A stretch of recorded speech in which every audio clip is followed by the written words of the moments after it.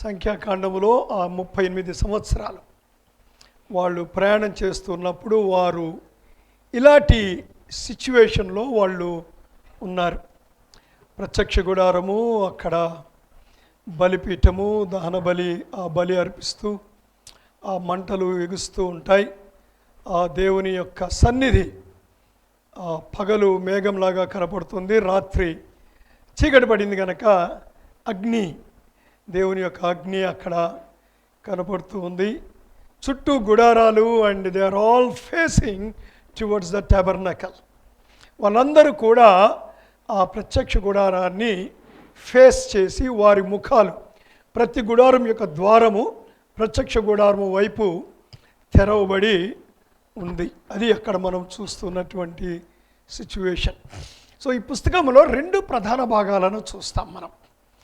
So సంఖ్యాకాండం 14:14 ఇలా అంటాడు, యెహోవా అను నీవు ఈ ప్రజల మధ్య ఉన్నావనియు, యెహోవా అను నీవు ముఖాముఖిగా కనబడిన వాడవనియు, నీ మేఘము వారి మీద నిలుచుచున్నదనియు, నీవు పగలు మేఘస్తంభములోను రాత్రి అగ్నిస్తంభములోను వారి ముందర నడుచుచున్నావనియు వారు విని ఉన్నారు కదా. సో అంశము మొదటి అంటే త్రూ అవుట్ ద బుక్ దేవుని యొక్క విశ్వాస్యత, the faithfulness of God or the truthfulness of God. రెండవ అంశం ఏమిటంటే దేవుని ప్రజల యొక్క అవిశ్వాసం.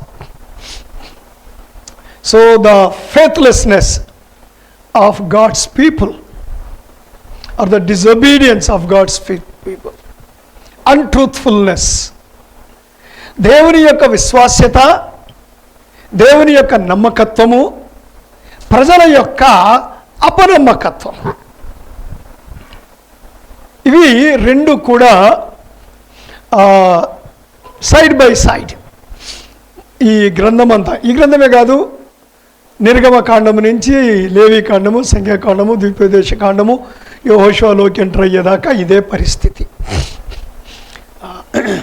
సో సంఖ్యాకాండం అదే అధ్యాయం 14:27 అంటాడు, నాకు విరోధముగా సణుగుచుండు ఈ చెడ్డ సమాజమును నేను ఎంతవరకు సహించవలెను, ఇశ్రాయేలీలు నాకు విరోధముగా సణుగుచున్న సణుగులను వినియున్నాను. ఏమండి, సుమారుగా 250 సంవత్సరాలు, అంటే they were in Egypt for 400 years, almost 150 years బాగున్నారు, చాలా మంచిగానే ఉన్నారు. తర్వాత యోసేపుని ఎరగని రాజు ఒకడు వచ్చాడు, ఒకడు కొత్తగా, అంటే కంప్లీట్గా వీళ్ళు కొత్త డైనాసిటీ వచ్చింది. అప్పటికే ఇశ్రాయేలు ప్రజల యొక్క జనాభా అక్కడున్న వారి యొక్క జనాభాను దాటిపోయింది. అందుకని ఇంకా వాళ్ళని హింసించడం ప్రారంభించారు. ఇప్పుడు ఇక్కడ ఒక విషయం మీరు తప్పకుండా తెలుసుకోవాలి. 150 సంవత్సరాలు లేని ఇబ్బంది ఈ 250 సంవత్సరాలు ఎందుకు వచ్చింది? కారణం ఏంటంటే, యోసేపు మైగ్రేట్ అయినప్పుడు యాకోబు కుటుంబము 70 మంది ఫ్యామిలీ వలస వెళ్ళినప్పుడు ఉన్న ఫరోలు వేరు, వారి యొక్క వంశము వేరు. యుద్ధాలు జరుగుతూ ఉన్నాయి కదా. ఆ తర్వాత ఈ ఫరోలను మరొక జాతి, అంటే మరొక డైనాసిటీ వాళ్ళు, మరొక వంశం వాళ్ళు యుద్ధానికి వచ్చి ఈ ఫరోలను ఓడించి ఆ రాజ్యాన్ని తీసేసుకొని దే బికేమ్ ఫరోస్. ఫరో అంటే రాజు. హైదరాబాదు రాజుని నిజాం అన్నారు, ఏమండి, మొఘలాయి రాజుల్ని పాదుషాలు అన్నారు. అట్లాగా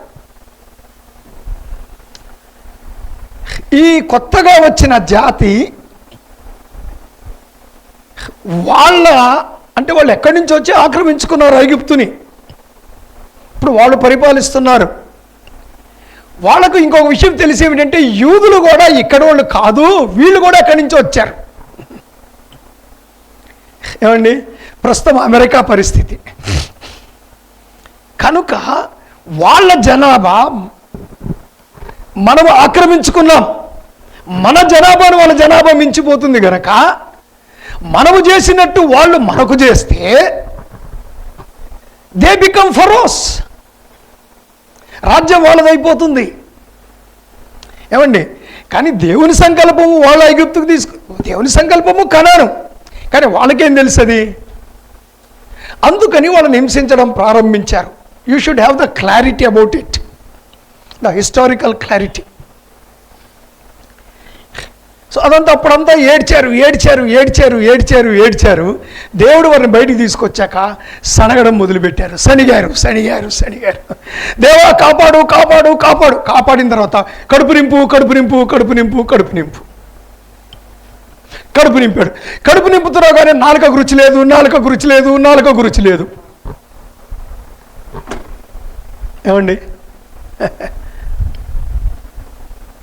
మనుష్యుల యొక్క అవిశ్వాస్యత, అపనమ్మకత్వము. But God was faithful. దేవుడు నమ్మకంగానే ఉన్నాడు. అది ఈ సంఖ్యాకాండం అంతా కూడా మనము చూడబోతూ ఉన్నాము. కృత నిబంధన యొక్క హెచ్చరిక. సహోదరులారా, జీవము గల హెబ్రీ 3:12 దేవుని విడిచిపోవున్నట్టు విశ్వాసము లేని దుష్ట హృదయము మీలో ఎవని ఎందైనాను ఒకవేళ ఉండినేమో అని జాగ్రత్తగా చూచుకొనిడి. సో ఈ హెబ్రీ పత్రికలో ముఖ్యంగా ఈ 3, 4 అధ్యాయాల్లో ఈ సంఖ్యాకాండములో జరిగిన విషయాలను ప్రస్తావిస్తూ ఈ మాటలు రాశాడు. సో మనకు బుద్ధి తెచ్చుకోవడానికి, మనము భయపడడానికి ఈ గ్రంథాన్ని మనము ఇప్పుడు నేర్చుకుంటున్నాం. మనల్ని మనం పరీక్షించుకోవడానికి, దేవుణ్ణి విడిచిపెట్టి పోయే దుష్ట హృదయం మనకేమైనా వచ్చేసిందా, వస్తూ ఉందా అన్నది పరీక్షించుకోవడానికి. 3:19 కాగా అవిశ్వాసము చేతనే వారు ప్రవేశింపలేకపోయినారని మనము గ్రహించుచున్నాం. సో ఐగుప్తులో నుంచి బయటకు వచ్చిన పాత తరములో ఒక యెహోషువ, కాలేబులు తప్ప ఎవ్వరూ ప్రవేశించలేదు. ఆ వచ్చిన 6 లక్షల మంది, ఈవెన్ మోర్ దాన్ దట్ సుమారుగా 12 లక్షల మంది చచ్చిపోయారు. అరణ్యములో పుట్టి పెరిగిన వాళ్ళు ఈ 38 సంవత్సరాల్లో. ఐగుప్తులోంచి బయటకు వచ్చినప్పుడు 20 ఏళ్ల వయసు లేనటువంటి తక్కువ వయసు ఉన్న వాళ్ళు వీళ్ళు ప్రవేశించారు. సో ఎందుకు ప్రవేశించలేదంటే అవిశ్వాసము చేత వారు ప్రవేశించలేదు. 1 కొరింథీ 10:11 ఈ సంగతులు దృష్టాంతములుగా వారికి సంభవించి యుగాంతమందున్న మనకు బుద్ధి కలుగుటకై వ్రాయబడెను. ఏమండి? నిర్గమ, సంఖ్యాకాండం ఇదంతా కూడా మనము బుద్ధి తెచ్చుకోవడానికి, మనకు బుద్ధి కలగడానికి అవి వ్రాయబడినవి. రోమా 11:22 కాబట్టి ఇది కూడా అక్కడ బయటకు వచ్చినటువంటి ఇశ్రాయేలు విషయం మాట్లాడుతూ రాసిన అధ్యాయమే ఇది కూడా. కాబట్టి దేవుని అనుగ్రహమును కాఠిన్యమును, అనగా పడిపోయిన వారి మీద కాఠిన్యమును, నీవు అనుగ్రహ పాత్రుడవై నిలిచి ఉన్న ఎడల నీ మీద ఉన్న దేవుని అనుగ్రహమును చూడుము, అట్లు నిలవని ఎడల నీవును నరికి వేయబడుదువు. ఐగుప్తులో నుంచి బయటకు వచ్చారు కానీ వాళ్ళు ప్రవేశించలేదు. కారణం ఏమిటంటే అవిశ్వాసము. కాబట్టి నేను కరెక్ట్గా ఉన్నాను అని అనుకుంటున్నావేమో, కాస్త జాగ్రత్తగా ఉండు. దేవుడు వాళ్ళని విడిచిపెట్టలేదు, నిన్నెట్లా విడిచిపెడతాడని నువ్వు అనుకుంటున్నావు. నీ విశ్వాసము కరెక్టేనా? అది ఇక్కడ ప్రశ్న. సో మనకు చాలా హెచ్చరికలు కొత్త నిబంధనలో ఉన్నాయి. ఈ అరణ్యములో ఉన్నటువంటి ఇశ్రాయేలులకు సంబంధించినటువంటి క్రొత్త నిబంధన హెచ్చరికలు ఇవి. రైట్. సో మనం గమనిస్తే నిర్గమకాండములో దేవుని యొక్క అనుగ్రహాన్ని చూస్తాం. సంఖ్యాకాండము 1 నుంచి 25 అధ్యాయాలు వారు మోషే క్రింద ఉన్నారు. వారి యొక్క కాఠిన్యాన్ని మనం చూస్తున్నాం. వారి యొక్క కాఠిన్యము, దేవుని యొక్క కాఠిన్యం కూడా మనము చూస్తూ ఉన్నాం. సంఖ్యాకాండము 26 నుంచి 36 అధ్యాయాలు. Now the leader was Joshua. యెహోషువ క్రింద నాయకత్వములో దేవుని యొక్క అనుగ్రహాన్ని చూస్తున్నాం. సో దేవుని అనుగ్రహము, దేవుని కాఠిన్యము, మరలా దేవుని అనుగ్రహము. సో దేవుని అనుగ్రహము నిర్గమ ఇశ్రాయేలు ప్రజలను బయటికి తీసుకొచ్చాడు. అది సుమారుగా 2 సంవత్సరాలు. సో ఇప్పుడు మొదటి అధ్యాయం స్టార్ట్ అయ్యింది, 2వ సంవత్సరం నుంచి స్టార్ట్ అయ్యింది. సో 25 అధ్యాయాలు వచ్చేంత, అంటే పాత తరము చచ్చిపోయేంత వరకు. సో దేవుని యొక్క కాఠిన్యం, దేవుడు వారిని చంపేశాడు. God was angry with them. 26 నుంచి 36, వీళ్ళేమి వాళ్ళకంటే మంచోళ్ళేం కాదు, వాళ్ళతో కలిసి సరిగినోళ్లే. కానీ దేవుడు తన యొక్క అనుగ్రహాన్ని చూపించి, దేవుడు తన మాటకు కట్టుబడి, not because they were good better than them, వాళ్ళకన్నా మంచోళ్ళుగా ఏమి కాదు, అందరూ ఒకటే. కానీ ఇక్కడ దేవుని యొక్క అనుగ్రహము, 26 నుంచి 36లో మనము చూస్తూ ఉన్నాం. 2 ప్రధాన భాగాలు. సో పాత తరము 1 to 25 చాప్టర్స్, అవిధేయత, అవిశ్వాసము, తిరుగుబాటు.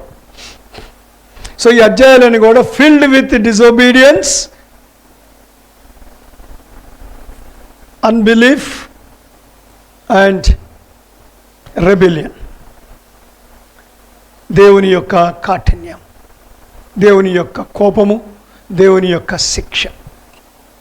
క్రొత్త తరం 26 నుంచి దేవుని అనుగ్రహము, దేవుని నమ్మకత్వము.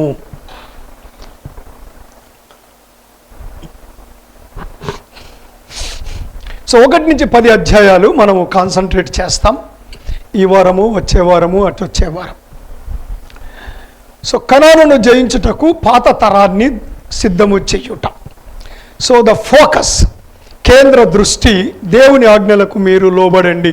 అంటే అప్పటికే ముందు 10 ఆజ్ఞలు వచ్చాయి, ధర్మశాస్త్రం అంతా కూడా రాయడం జరిగింది. సో స్థలము ఎక్కడయ్యా ఈ చరిత్ర అంతా జరిగింది? మొదటి 10 అధ్యాయాలంటే సినాయి కొండ దగ్గర ఈ యొక్క హోల్ థింగ్ 10 అధ్యాయాలు జరిగాయి. And 20 days period is 20 days, 20 రోజుల కాలములో ఈ 1 నుంచి 10 అధ్యాయాల చరిత్ర. 1వ అధ్యాయం ఇక్కడ జనాభా లెక్కలు. సో ఫస్ట్ సెన్సస్ 26లో 2వ సెన్సస్ చేశాడు మళ్ళీని. అది కొత్త తరం సెన్సస్, ఇది పాత తరం సెన్స్. అంటే అందరినీ లెక్క పెట్టలేదండి. 20 ఏళ్ల వయసు దాటి యుద్ధానికి, ఇప్పుడు యుద్ధం చేయాలి, ఎందుకంటే 38 ఏళ్ళు ప్రయాణం చేయాలి అరణ్యంలో. రకరకాల జాతులు, రకరకాల రాజ్యాలు. ఆ రోజులు ఏంటండి, చిన్న చిన్న చిన్న చిన్న చిన్న చిన్న చిన్న రాజ్యాలు, ఒకరితో ఒకరికి యుద్ధాలు. ఒక కొత్త జాతి వస్తుందంటారే, ఈ జాతి ఎంతకు వస్తుందిరా అని ఈ జాతి వాళ్ళకి కోపం రావడము. అరే వాళ్ళ దేవుడు వేరే, మన దేవుడు వేరే. ఏమంటే సో మచ్ ఆ రోజుల్లో ట్రైబల్ కమ్యూనిటీస్, వారి యొక్క యుద్ధాలు అవి ఎంత గందరగోళం. అంతేకాదు ట్రైబల్ కమ్యూనిటీస్లో ప్రతి ఒక్కడు సోల్జరే, నో సివిలియన్స్, ప్రతి ఒక్కడు సోల్జరే. సో అది సిచ్యువేషన్. అందుకని ఇప్పుడు దేవుడు యుద్ధము చేయడానికి పనికొచ్చే వాళ్ళని 20 and above ప్రతి ఒక్కరూ వార్లో రిక్రూట్ అవ్వాలి. సో జనాభా లెక్కలు, యుద్ధము చేయడానికి సైన్యాన్ని లెక్కించాడు. 20 ఏళ్ల కన్నా ఎక్కువ వయసున్న వారిని దేవుడు లెక్కించడము జరిగింది. నేను బైబిల్ తెరవట్లేదు, మిమ్మల్ని తెరవమనడం లేదు, ఎందుకంటే మీరు ఇంట్లోనే చాలాసార్లు ఈసారికి చదివేసి ఉంటారని నేను నమ్ముతూ ఉన్నాను. అరణ్యములో వాళ్ళు ఏం చేస్తారో తెలిసి కూడా దేవుడు నమ్ముతూ వచ్చాడు. సో సంఖ్యాకారణం కాబట్టి నేను మిమ్మల్ని నమ్మి తీరాలి. సో జనాభా లెక్కలు, యుద్ధాన్ని, సైన్యం సిద్ధము చేయడం. 2వ అధ్యాయంలో ఏముంది అంటే వ్యూహం, స్ట్రాటజీ. సో గోత్రాల వారీగా సైన్యాన్ని వ్యూహాత్మకంగా, భౌగోళికంగా వారి వారి స్థలాలను ఏర్పాటు చేయుట. నెక్స్ట్ వీక్ డీటెయిల్స్లోకి వెళ్తాం. సో ఏ గోత్రం ఎక్కడ ఉండాలి, ఏ గోత్రంలో ఎంతమంది యుద్ధ వీరులు ఉన్నారు, యుద్ధం చేయడానికి పనికొచ్చేవారు ఉన్నారు. సో ఉత్తర దిక్కున ఎవరు ఉండాలి, దక్షిణాన్ని ఎవరు ఉండాలి, ముందెవరు ఉండాలి, మధ్యలో ఎవరు ఉండాలి, వెనక ఎవరు ఉండాలి, ఎవరు ఏ దిక్కు నుంచి కవర్ చేయాలి, ప్రత్యక్ష గుడారం ఎక్కడ ఉండాలి, యాజకులు ఎక్కడ. సో ఇదంతా కూడా ఒక జియోగ్రఫికల్ స్ట్రాటజిక్ ఏరియాస్. ఎవరు ఎక్కడెక్కడ ఉండాలి, నడిచేటప్పుడు ఎవరు ఎక్కడెక్కడ నిలబడి అలా నడవాలి, సాగిపోయేటప్పుడు, ప్రయాణాలు చేసేటప్పుడు, వెన్ దే క్యాంపింగ్ చేసినప్పుడు, వాళ్ళు అక్కడ గుడారాలు వేసుకోవాల్సి వచ్చినప్పుడు ఎవరెవరు ఎక్కడెక్కడ గుడారాలు వేసుకోవాలి. ఇదంతా కూడా ఒక స్ట్రాటజిక్గా, ఒక ఆర్డర్లీ, ఒక క్రమమైన, అంటే ఒకవేళ నేను మీకు చెప్తూ ఉంటే బహుశా నేను అనుకుంటాను మూర్తి గారికి బాగా అంటే బికాస్ దే నో బెటాలియన్స్ ఏ డివ్లో ఎంతమంది ఉంటారు, ఎన్ని ట్రూప్స్ ఉంటాయి, ఏమండి నేను కూడా మర్చిపోయానండి అన్ని పేర్లు. సుబేదార్ ఉంటాడు, ఆయన కింద ఒక 100 మంది ఉంటారు, 30 line corporal, so many things like that. 3వ అధ్యాయం ఇక్కడ లేవీయులను లెక్కించారు. లేవీయులు అందరిని లెక్క పెట్టాడండి. Not about 20 but everybody. మనం కొద్దిగా తీద్దాం 3వ అధ్యాయం సంఖ్యాకాండం.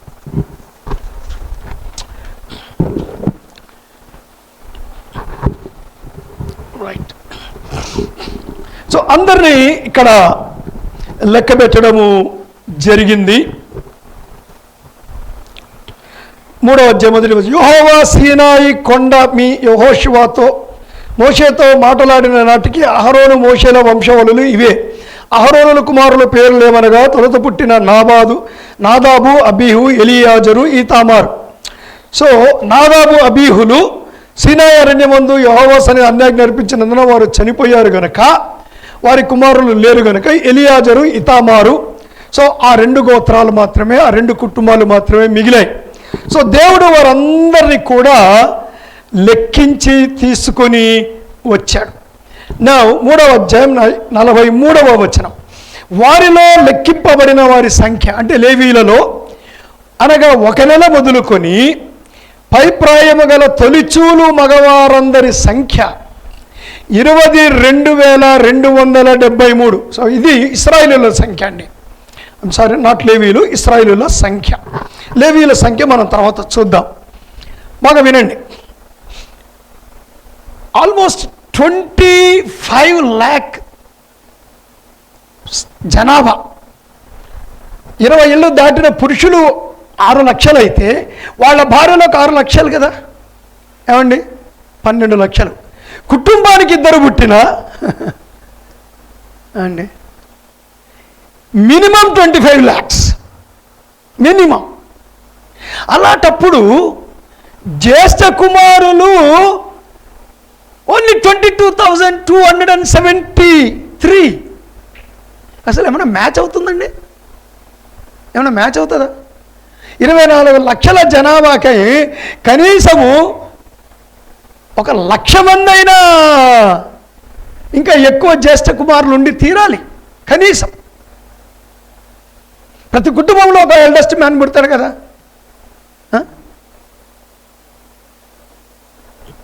6 లక్షల కుటుంబాలు, ఒక కుటుంబంలో ఒకడే పుట్టినా కూడా వాడే జ్యేష్ఠ అవుతాడు కదా. మరి what is this count? What is this count? ఎక్కడి నుంచి వచ్చింది లెక్క?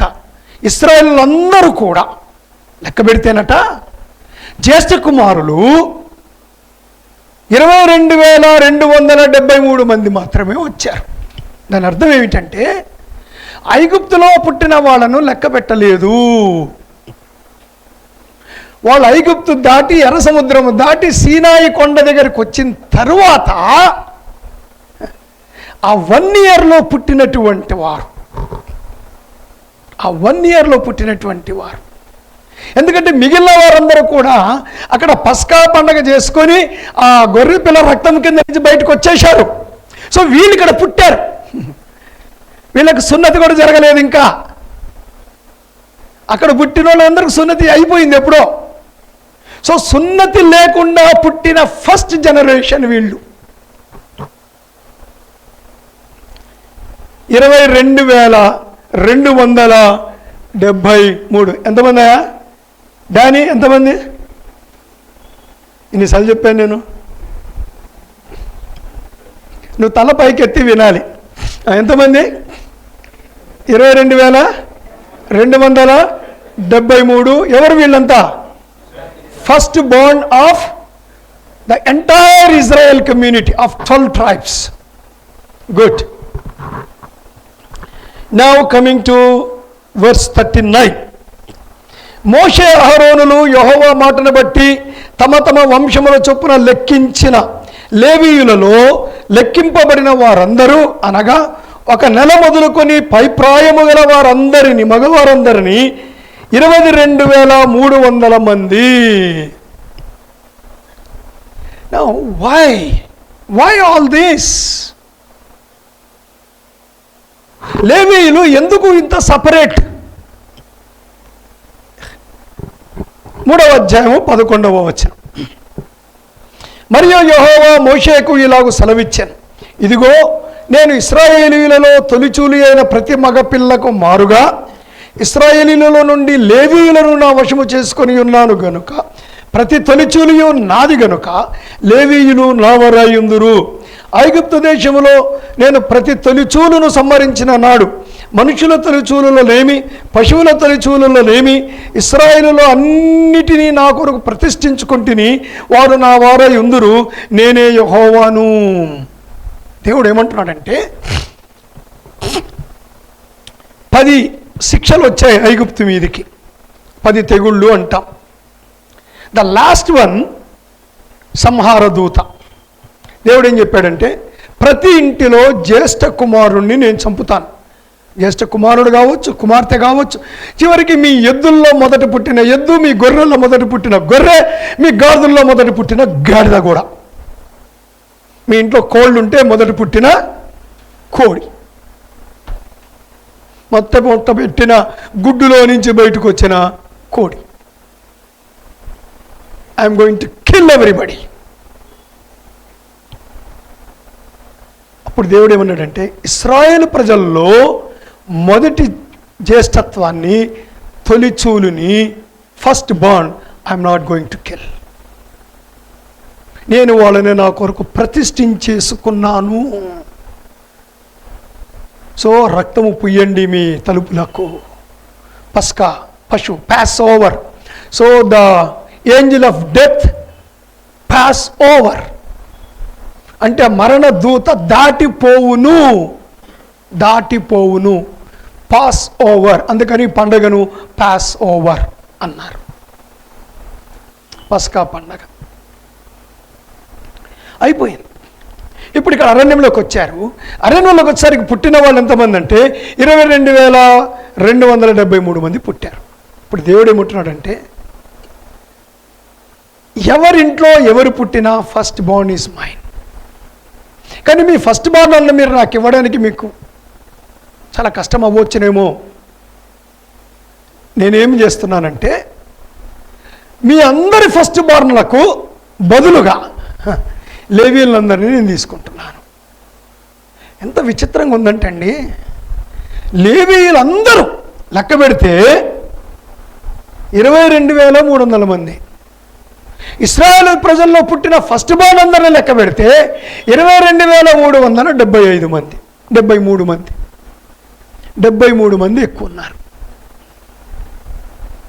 ఇప్పుడు దేవుడు ఏమన్నాడంటే దానికి బదులుగా మీరు 1/2 షెకెలు బంగారాన్ని సమర్పించి వాళ్ళను విడిపించుకోండి. అంటే నిజానికి ఆ 73 పెద్ద ఇంపార్టెంట్ కాదు, కానీ లేవీయులు ఇశ్రాయేలు ప్రజల యొక్క జ్యేష్ఠపుత్రులను విమోచించారు.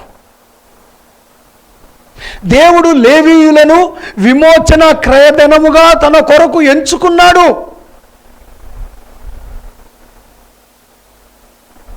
అండి దేవుని యొక్క ఏర్పాటు, దేవుని యొక్క ఏర్పాటు. Are Levites are better than them? No, nobody is better than anybody.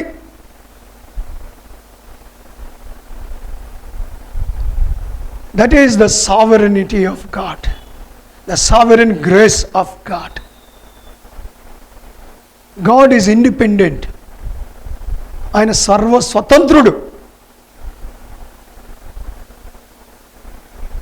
ఆయన ఎన్నుకున్నాడు. దేవుడు వారిని వేరే వేరే పనుల కొరకు పెట్టాడు. అది వచ్చే వారం మనము చూద్దాం. సో 3వ అధ్యాయము లెక్కలు వేశాడు. 4వ అధ్యాయంలో 30 సంవత్సరాల కంటే ఎక్కువ వయసున్న వారిని లెక్క పెట్టమన్నాడు. ఇప్పుడు ఎవరిని? లేవీయులను లెక్క పెట్టమన్నాడు. సో వారి కొన్ని బాధ్యతలు అప్పగించాడు. 5వ అధ్యాయానికి వచ్చేసరికి 12 గోత్రాల మొత్తము జనాభా 6,03,550. లేవీయుల కుటుంబాల జనాభా 22,000. 30 నుంచి 50 మధ్య వయసు గల లేవీయులు 8,580. జనాభా మొత్తము 6,03,550 plus 22,000 plus is equal to 6,25,550 plus స్త్రీలు పిల్లలు సుమారు 25 లక్షల మంది ప్రజలు. ఏమండి,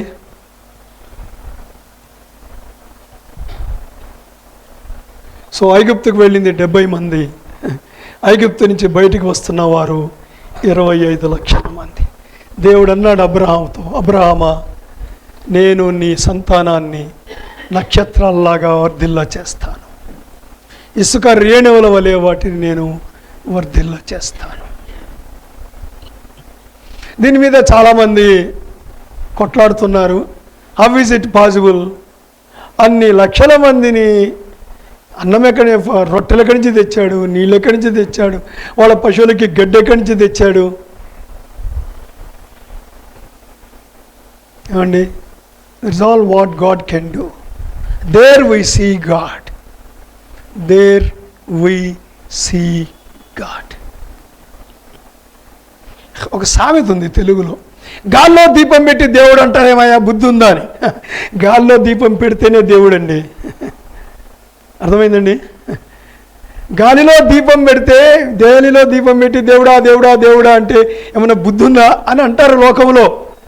కానీ బైబిల్ దేవుడు ఏమంటాడు తెలుసా? గాల్లో దీపం పెట్టండి, నేను దేవుణ్ణి అంటున్నాడు. I am God.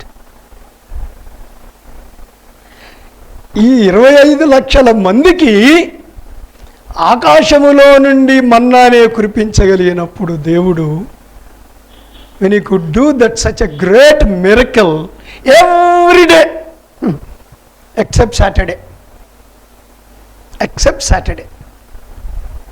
So Friday double, సాటర్డేకు సమావేశం ఉంది కూడా ఫ్రైడేకు మరి ఇచ్చేసాడు. అలాంటప్పుడు can't you provide water and grass? అది ఎడారి అంటే మరి మన సహారా ఎడారి లాంటిది కాదండి. It is a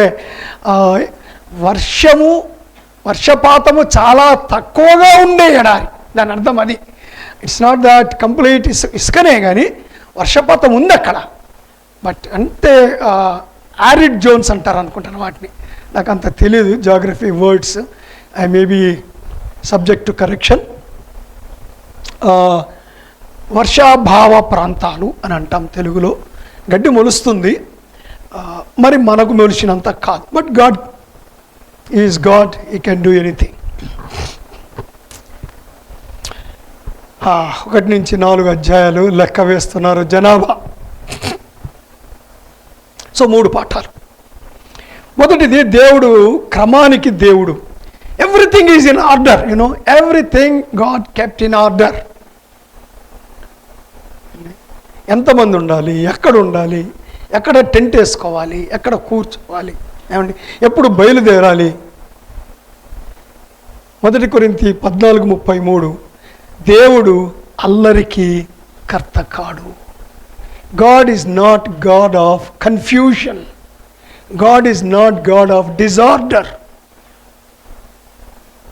Our God is God of order. See the universe, order. నక్షత్రాలు ఒక ఆర్డర్, గ్రహాలు ఒక ఆర్డర్, చంద్రుడు తిరగడం ఒక క్రమం, భూమి తన చుట్టూ తను తిరగడం ఒక క్రమం, you know,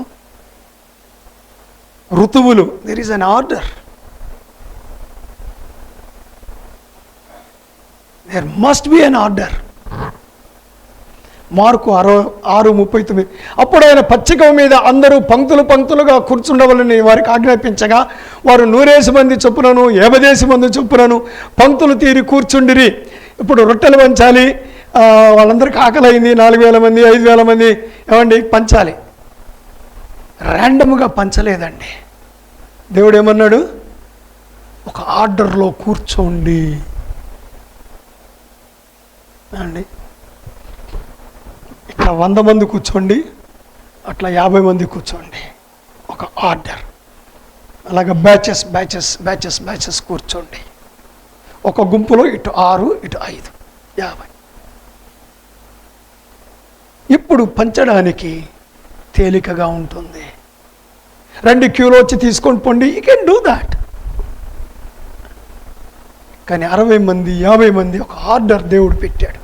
God is God of order. Order ఉండాలండి. There is an order in the universe. There is an order in the government. Constitution కింద ప్రెసిడెంట్ కింద స్పీకర్ కింద ఎంపీలు, ఏమండి రాష్ట్రాలు, గవర్నర్ కింద మళ్ళీ ఒక ఆర్డర్, ఒక సెటప్. ఏది కూడా డిజార్డర్లో నడవడానికి వీల్లేదు. There is an order in the church. There is an order in the church అండి. పాస్టర్, ఎల్డర్స్ అండి, దెర్ ఈజ్ అన్ ఆర్డర్, ఒక క్రమం. ఇక్కడ వాళ్ళందరూ వినాలి. పాస్టర్ గారు ఏమైనా చెప్తే అంకుల్ అందరూ వింటారు.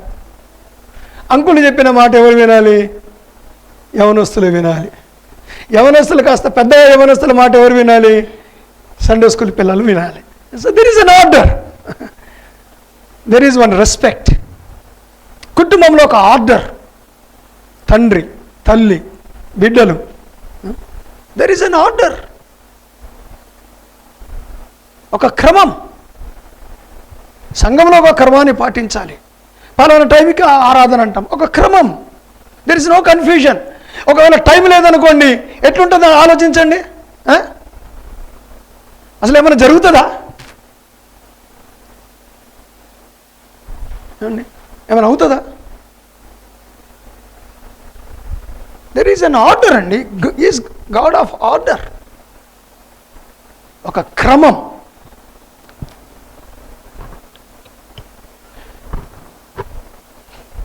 ఇశ్రాయేలుల భద్రత. రెండవది, దేవుడు వారి మధ్య బస చేశాడు.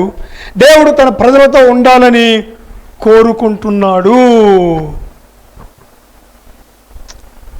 సో దేవుడు అంటున్నాడు, నేను మీ మధ్యలో ఉంటాను. దేవుడు తన ప్రజలతో బాగా గమనించండి. ఈ ప్రజలందరూ దేవుడు తమతో ఉండాలని కోరుకోవట్లేదు. దేవుడే నేను మీ మధ్యలో ఉంటాను, నా కొరకు ఒక ప్రత్యక్ష గుడారం కట్టండి అన్నాడు. That is the love of God. మూడవది, ఇశ్రాయేలీయుల భద్రత దేవునిపై వారికున్న సంబంధముపై, దేవునితో వారికున్న సంబంధముపై ఆధారపడి ఉన్నది. సో మీ యొక్క భద్రత, మీ కాపుదల బాగా గమనించండి. ఇక్కడ ప్రత్యక్ష గుడారం మధ్యలో ఉంది, సైన్యమంతా చుట్టూ ఉంది. నా దేవుడు వాళ్ళని కాపాడుతున్నారా, లేదా దేవుడు ప్రత్యక్ష గుడారాన్ని, వీళ్ళందరూ కలిసి ప్రత్యక్ష గుడారాన్ని కాపాడుతున్నారా? ఈజిప్షియన్ వార్ స్ట్రాటజీలో ఫరో కూడా మధ్యలోనే ఉంటాడు. ఫరో ఇస్ గాడ్. ఇశ్రాయేల్ ఐగుప్తీయులకు ఫరో దేవుడు. చచ్చిపోయిన ప్రతి ఫరో దేవుడు అయిపోతాడు.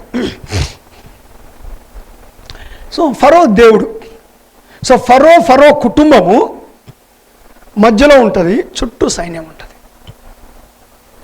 సో సైన్యము మధ్యలో ఉన్న ఫరోని ఆయన కుటుంబాన్ని కాపాడాలి. సేమ్ థింగ్ హియర్, మధ్యలో దేవుడు, దేవుని యాజకులు, లేవీలు, చుట్టూ సైన్యము. కానీ ఇక్కడ విచిత్రం ఏమిటంటే, protection goes from God to all Israel.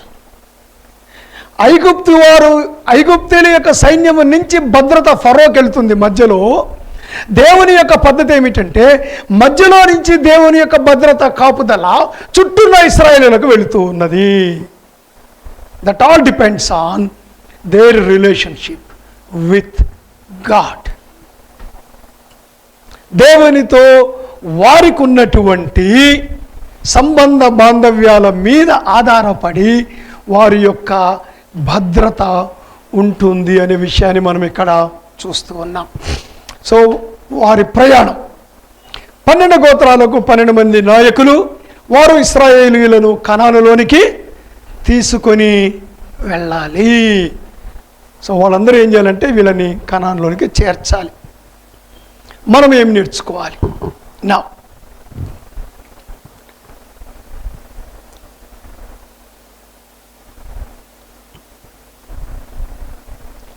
So దైవ కేంద్రిత జీవితం అదండి ఇక్కడ మెయిన్ ఇంపార్టెంట్ ఇష్యూ ఏమిటి?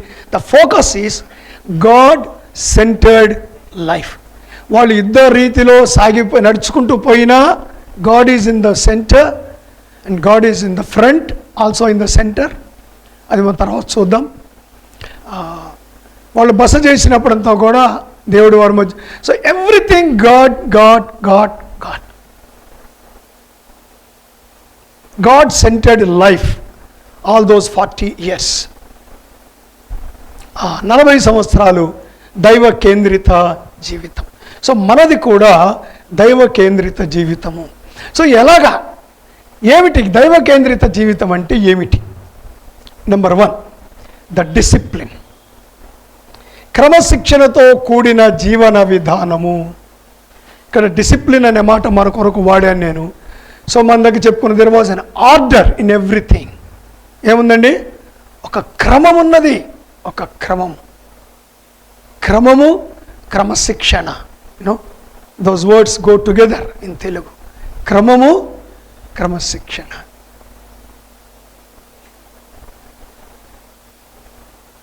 The disciplined life. అందుకే మొదటి తిమోతిలో పౌలు అంటాడు, అపవిత్రమైన ముసలమ్మ ముచ్చటలను విసర్జించి దేవభక్తి విషయంలో నీకు నీవే సాధకం.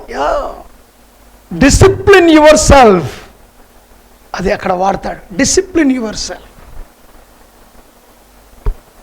పైన కూడా చెప్తాడు, పైన నువ్వు ఎక్సర్సైజ్ చేస్తున్నావు, శరీర సంబంధమైన ఇది చాలా అవసరమే, శరీరానికి మంచిది. అలాగే స్పిరిచువల్ ఎక్సర్సైజ్. ఏమండి, జిమ్లో టైం గడపడం చాలా ఇంపార్టెంట్ అండి. ఏమండి, సోమరులుగా పడుకోవద్దు, జిమ్కి తప్పకుండా వెళ్ళండి. So there are 2 gyms. ఏమండి,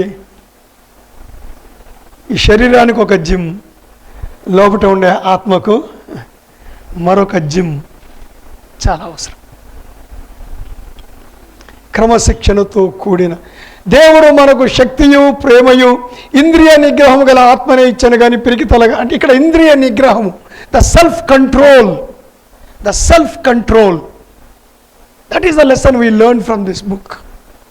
సెల్ఫ్ కంట్రోల్, ఇంద్రియ నిగ్రహం. 1:8 అతిథి ప్రియుడును సజ్జన ప్రియుడును స్వస్థబుద్ధి గలవాడును నీతిమంతుడును పవిత్రుడును ఆశా నిగ్రహము self control.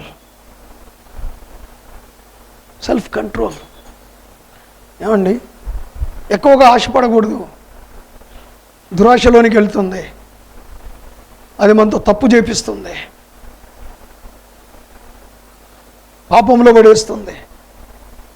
You need self-control, a discipline. That is God-centered life. రెండవది, what is God-centered life? దైవ కేంద్రిత జీవితం ఏంటంటే the dependence, the discipline, the dependence, దేవునిపై ఆధారపడుట. సో ఆ 35 సంవత్సరాలు వాళ్ళు ఒక ఆర్డర్లో ఉన్నారు, ఒక క్రమశిక్షణలో ఉన్నారు. రెండవది, వాళ్ళు దేవుడి మీద ఆధారపడుతూనే ఉన్నారు. నీళ్ళకు దేవుడి మీద ఆధారపడాలి, తినడానికి దేవుని మీద ఆధారపడాలి, తమ పశువుల గడ్డి కొరకు దేవుని మీద ఆధారపడాలి, తమ కాపుదల భద్రత కొరకు దేవుని మీద ఆధారపడాలి. నన్ను బలపరచు అని అందే నేను సమస్తమును చెయ్యగలను అంటాడు Paul. Because I depend on God.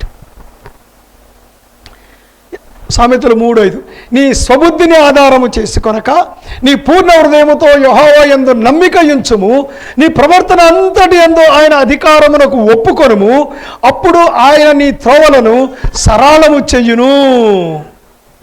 దేవుని యొక్క అధికారాన్ని ఒప్పుకో. నీ ప్రవర్తన అంతటి యందు ఆయన అధికారానికి ఒప్పుకో. Accept God's authority in your life, in every sphere and every realm of your life. ప్రతి విషయములో కూడా దేవుని యొక్క అధికారానికి ఒప్పుకొనుము. మూడవది, దేవునిచే నడిపించబడుట, ద డిరెక్షన్. సో దేవుని ముందు సాగుతుంటే వీళ్ళంతా వెనక సాగాలి. దేవుడు ఆగిపోతే, ఆ అగ్నిజ్వాల ఆగిపోతే అందరూ ఆగిపోవాలి, గుడారాలు వేసుకోవాలి. మళ్ళీ అగ్నిజ్వాల పైకి లేచి ముందుకు వచ్చి నిలబడినప్పుడు మళ్ళీ అందరూ దే షుడ్ మార్చ్. ఏమండి దాన్ని ఏమంటారు, ఫాలిన్ అంటారా ఏదో అంటారు బ్రదర్, ఏమంటారు బ్రదర్? అందరూ మార్చింగ్ ముందు వచ్చి అందరూ వచ్చి నిలబడతారు చూడండి. మార్చింగ్ కంటే ముందు అందరూ వచ్చి నిలబడండి. Fall in, yes, all they should fall in. ఎక్కడున్న వాళ్ళంతా గుడారాలు వేసేసుకొని వచ్చి టక టక టక టక ఎవరి దగ్గర వాళ్ళు నిలబడిపోవాలా. The direction is from God. దైవ కేంద్రిత జీవితములో మూడవ అంశము దేవునిచే నడిపించబడుట. కీర్తన 32:8 ఎన్ని వచనాలైనా చెప్పుకోవచ్చండి. నీకు ఉపదేశము చేసేదను, నీవు నడవవలసిన మార్గమును నీకు బోధించదను, నీ మీద దృష్టి ఉంచి నీకు ఆలోచన చెప్పేదను. కీర్తన 119:5 నీ వాక్యము నా పాదములకు దీపము, నా త్రోవకు వెలుగునై ఉన్నది. The God centred life is to take the direction from God. దేవుని యొక్క మార్గములో, దేవుని యొక్క నడిపింపులో ఉండుట. దేవుని యొక్క నడిపింపులో ఉండడం అంటే మీ పాస్టర్ గారు జోషి మీకు కళ్ళు మూసుకొని అటు ఇటు ఊగి చెప్పితే అది కాదండి. Not that. What the word of God says. What the word of God says. అమ్మా నీ కోసం ప్రార్థన చేశాను, దేవుడు నీతో నన్ను ఈ మాట చెప్పమన్నాడు కాదు. ఒకవేళ ఎలా చెప్పొచ్చు, పాస్టర్ అమ్మ నీ కొరకు ప్రార్థన చేశాను, ఇలా చేస్తే మంచిదని నాకు అనిపిస్తుంది. That is there is lot of difference you know. నేను ఒక కథ విన్నానండి. ఒక ఆయన, ఇలాంటి పాస్టర్లు చాలామంది ఉంటారు, అనకూడదు సార్ పాస్టర్లు అనే మాట, బాగా ఇలాంటి వాళ్ళు చాలామంది ఉంటారు. చంకకు సంచేసుకొని తిరిగేవాళ్ళు బైబిల్ పెట్టుకొని. వాళ్ళ ఇంటికి వెళ్ళి ఒకరింటికి వెళ్ళి, అమ్మా దేవుడు రేపు నన్ను మీ ఇంట్లో భోజనం చేయమన్నాడమ్మా. అట్లానా సార్, రండి. వచ్చాడు ఆయన, ఆయన కుటుంబం కూర్చున్నారు. ఈమె వడ్డించదు, 12 అయిపోయింది, 1 గంట అయిపోయింది, 2 అయిపోయింది. పాస్టర్ గారు సిగ్గు ఎగ్గు ఏమి లేదు కదా. సరే ఆయన ఏమన్నాడంటే, ఏంటమ్మా లేట్ అయిపోతుంది భోజనం. అప్పటి నుంచి కనిపెడుతున్నానండి, దేవుడు నాకు ఇంకా ఏం చెప్పలేదు, ఏం వండమన్నాడు. భోజనానికి మిమ్మల్ని వెళ్ళమన్నాడు, మరి భోజనం వండాల్సింది నేను కదా. దేవుడు మిమ్మల్ని పంపించినప్పుడు ఏదో వంకాయనో బెండకాయనో కోడో, అమ్మో నాకు భయం సార్, దేవుడు ఏం వండమంటే అది వండుదామని అప్పటి నుంచే నేను నా భర్త బైబిల్ ఇటు తిప్పుతున్నాం అటు తిప్పుతున్నాం, ఇటు తిప్పుతున్నాం అటు తిప్పుతున్నాం. మీరేమో కూర్చున్నారు, ఎన్ని పేజీలు తిప్పినా మాకేమీ వాక్యం దొరకట్లేదు, వినపడటం లేదు. That is not God's leading. Bible చదవండి, వాక్యం చదవండి. ఎప్పటికప్పుడు యువర్ డే టు డే లైఫ్లో ఆ సిచ్యువేషన్, ఒక సిచ్యువేషన్ వచ్చింది, ఏం చేయాలి? అరే బైబిల్లో ఇలా ఉంది కదా, so how to react, how to act, అంగీకరించాలన్నా వద్దా, వాట్ బైబిల్ ఈజ్ సేయింగ్. అండి సో వాక్యం అనేది లోపట నిండితే ప్రతి సిచ్యువేషన్లో అది మీకు మైండ్లోకి వస్తుంది. God the holy spirit will bring it to your memory. ఎక్కడో రిమోట్ మెమరీలోకి వెళ్ళిపోయి ఉంటుంది, చదివి చదివి నిండి నిండి నిండి నిండి ఎక్కడో పడిపోయి ఉంటుంది అడుగున. పరిశుద్ధాత్మ దేవుడు will bring it out. That is how God the holy spirit guides us and leads us. ఆ వాక్యాన్ని దేవుడు మన దృష్టికి తెస్తాడు. ఓ ఎస్, దేవుని వాక్యంలో ఎలా ఉంది, సో నేను ఇలా చేయాలి, ఇలాంటి డెసిషన్ తీసుకోవాలి, ఇలాంటి కోరిక కోరుకోవాలి. అండి, నాలుగవది దైవ కేంద్రిత జీవితం అంటే ద డిలైట్. మొదటిది ఏంటండి? మర్చిపోదు. ఏంటి? The discipline. రెండవది ద డిపెండెన్స్. మూడవది ద డిరెక్షన్. నాలుగవది ద డిలైట్. దేవుని వాక్యము పైన మక్కువ. దేవుని వాక్యం పైన మక్కువ. కీర్తన 37:4 యెహోవాను బట్టి సంతోషించుము, ఆయన నీ హృదయ వాంఛలను తీర్చు. Your delight is in God, then he fulfils the desires of your heart. కీర్తన 1:2 యెహోవా ధర్మశాస్త్రమునందు దివారాత్రము దానిని ధ్యానించేవాడు ధన్యుడు. Delight in the word of God. Delight, ఆనందించు. See that the word of God will become a precious thing for you. అది దైవ కేంద్రిత జీవితం అంటే. God centred life is that. ఐదవది దైవ కేంద్రిత జీవితం ద డ్రెడ్. దేవుని భయం. ఏమండి? See the scene. It is dreadful, you know. It is very dreadful.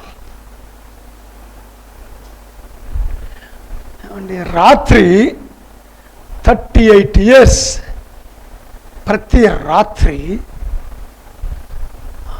అగ్ని మండుతూ ఉంటే ఆ వెలుగులో ప్రజలందరూ ఉండి వాళ్ళు బయటకు వచ్చినప్పుడు వాళ్ళకి ఫైర్ చూస్తుంటే, ఏమండి, దేవునికి కోపం వచ్చి కొద్దిగా అలా వంగితే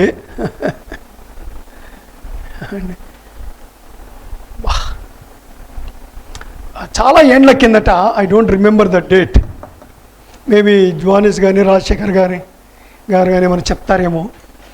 బ్లో అవుట్. ఎక్కడది?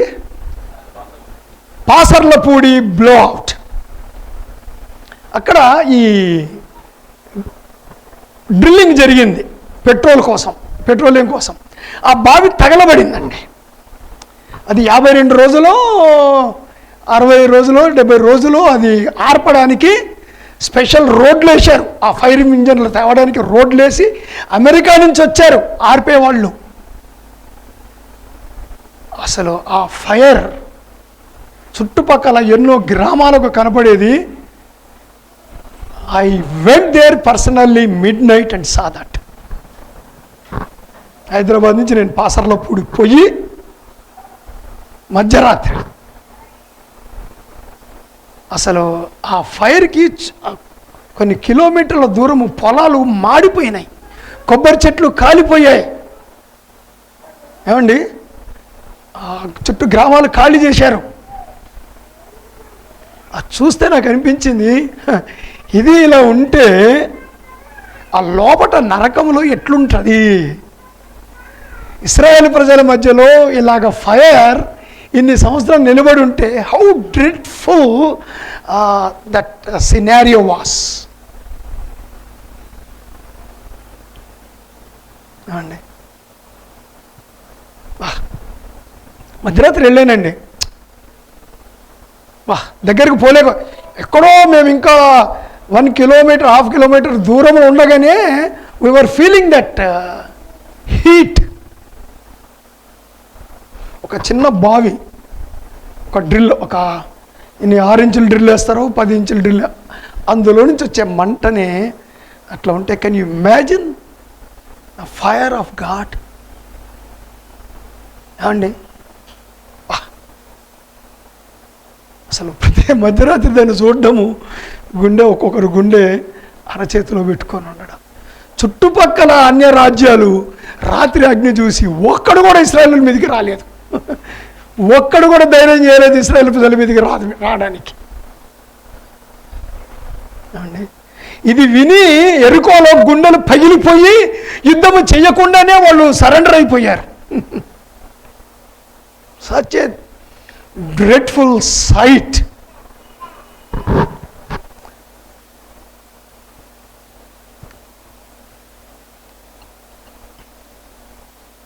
So not only delight but also dread. The dread, దేవుని భయం. సామెతలు 3:7, నేను జ్ఞానిని కదా అని నీవు అనుకొనవద్దు, యెహోవా యందు భయభక్తులు కలిగి చెడుతనమును విడిచిపెట్టుము. భయము కలిగి, should have the fear of God. ఏమన్నా అనాలంటే దేవుని భయం అండి. ఒకసారి కోపం వచ్చి అనేసిన తర్వాత మనం భయపడాలి. అలా కోపం వచ్చింది, మాట జారేము, తర్వాత భయపడాలి. అరే వాట్ ఈస్ దిస్, దేవా ఐఎమ్ సారీ లాట్, కోపంలో అనేశాను నేను, దేవా. భయం. ద గాడ్ సెంటర్డ్ లైఫ్, దైవ కేంద్రిత జీవితంలో దేవుని భయము ఉండాలి. దేవుని భయం ఉండాలి. The dread. ప్రసంగి 12:13, ఇదంతయో వినిన తర్వాత, మా అయ్యగారి ఫిలాసఫీ అంతా చెప్పిన తర్వాత తేలిన ఫలితార్థం ఇదే. 12 అధ్యాయాలు ఇంత పెద్ద ఫిలాసఫీ చెప్పి దాన్ని మిక్సీలో వేసి తిప్పి కొట్టి పిండితే ఏమొచ్చిందట? తేలిన ఫలితార్థం ఇదే, దేవుని యందు భయభక్తులు కలిగి ఉండి. నువ్వు ఎంత వేదాంతం మాట్లాడిన తర్వాత నాకేం అర్థం కాలేదయ్యా, అర్థం కాకపోతే కాకపోయింది. ఆ ఫుల్ స్టాప్ చూడు ఒకసారి. ఏంటండి ఆ ఫుల్ స్టాప్? దేవుని యందు భయభక్తులు కలిగి ఉండి ఆయన కట్టడను అనుసరించి నడుచుకొని చుండవలెను. మానవ కోటికి ఇదియే విధి. మానవ కోటికి, not only Israel, not only Christians, entire human race. ఇదియే విధి, ఇంకొకటి లేదయ్యా. నా ఇష్టం వచ్చినట్టు ఉంటా ఉండు, but no one thing, one day you are going to stand before God. One day we are going to stand before God. What a awesome, a fearful, a dreadful situation it is going to be. భయపడాలండి, భయపడాలండి, భయపడాలి.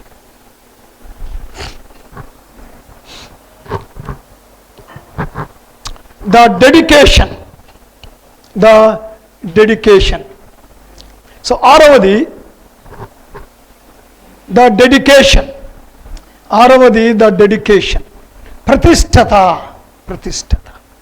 యెహోషువ 24:15, యెహోషువ అంటున్నాడు, యెహోవాను సేవించటం మీ దృష్టికి కీడని తోచిన యెడల మీరు ఎవరిని సేవించెదరో, నది అద్దరిని మీ పితరులు సేవించిన దేవతలను సేవించెదరో, అమోరీల దేశంలో మీరు నివసించుతున్నారే వారి దేవతలను సేవించెదరో నేడు మీరు కోరుకొనుడి. Make a decision, a wilful intelligent decision. జ్ఞానయుక్తమైన ఇష్టపూర్వకమైన ఒక తీర్మానము చెయ్యండి. మీరు ఎవరిని సేవింప కోరుకొనినను, మీరు ఏమి చెయ్యాలనుకున్నా ఐ డోంట్ కేర్, నేనును నా ఇంటి, వాట్ ఆల్ ఐ కేర్, నా ఇంటి వారును నేనును యెహోవాను సేవించదము. డెడికేషన్. సో ఈ 38 ఏళ్లలో తిరిగి వచ్చినటువంటి ఇశ్రాయేలు ప్రజలతో కనాన్లోనికి వెళ్ళిన తర్వాత యెహోషువ చెప్తున్నాడు. సో వాట్ ఈస్, చెప్పండి, 6 విషయాలు చెప్పుకున్నాం. ద గాడ్ సెంటర్డ్ లైఫ్, దైవ కేంద్రిత జీవితం. నెంబర్ 1 ద డిసిప్లిన్, క్రమశిక్షణ, లేదా ఒక క్రమం. నెంబర్ 2 ద డిపెండెన్స్, దేవుని మీద ఆధారపడుట. నెంబర్ 3 ద డిరెక్షన్, సో దేవుని యొక్క నడిపింపు మీద ఆధారపడుట. నెంబర్ 4 ద డిలైట్, సో దేవుని వాక్యమునందు ఆనందించుట. 5 ద డ్రెడ్, దేవుడంటే భయపడుట. 6 ద డెడికేషన్, దేవునికి మనల్ని మనము ప్రతిష్ఠించుకొనుట. సో అందరూ లేచి నిలబడినట్లయితే ప్రార్థన చేసుకుందాం. మళ్ళీ బాగా చదవండి, మొదటి 10 అధ్యాయాలు చదువుకొని రండి. బుక్ అంతా కూడా మళ్ళీ చదవండి. ప్రత్యేకంగా ఒక 10 అధ్యాయాలు చదువుకొని రండి వచ్చే ఆదివారం. We are going to see more marvellous things. మనం ఇప్పుడు సైన్యం దగ్గరికి వెళ్తాము. So we are going to learn beautiful things there. ప్రార్థన చేద్దాం. మహాపరిశుద్ధమైన మా పరలోకపు తండ్రి,